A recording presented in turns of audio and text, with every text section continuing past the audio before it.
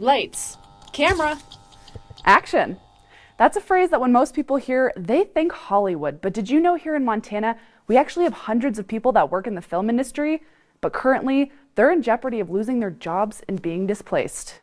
The last movie I worked on was called Needleman, written and directed by a guy who's born and raised in Gallatin Gateway. It's surprising how big the film community here is in Montana. If you ever have questions about Montana's film industry, Mallory Regan is the person to talk to. She moved to Bozeman 10 years ago to be a wedding photographer until a friend of mine approached me and said, if you're crazy enough to like weddings, you might be crazy enough to want to work on movies with us. Now she's the owner of 40 Watt, a Bozeman-based production company. Mallory's worked on a number of film sets around Montana, mostly taking on producing roles. I have worked on movies that have a budget of like $3.5 million or more, where everything is coming from Montana. So that's all of the technicians, the camera people, the lighting people. By keeping productions local, that money gets filtered back into Montana's economy. In fact, according to the Montana legislature, in the last 2 years, film production in Montana has brought in over $312 million to local economies statewide. But this industry is in jeopardy. When a production comes to Montana, the money that gets spent here stays here, right? When they're bringing crews in from out of state, they're spending money that's going to leave when they leave. In 2019,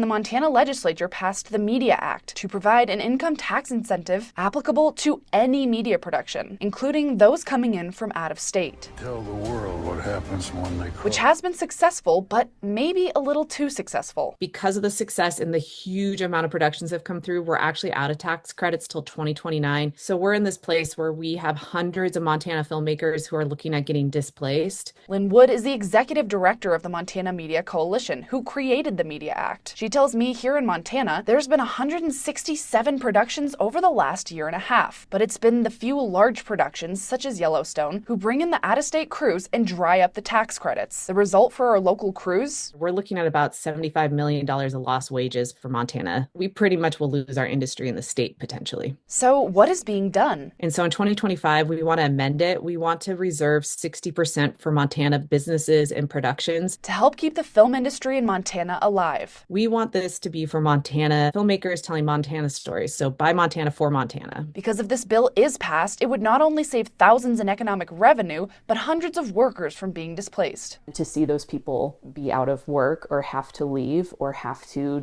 choose a different career is heartbreaking.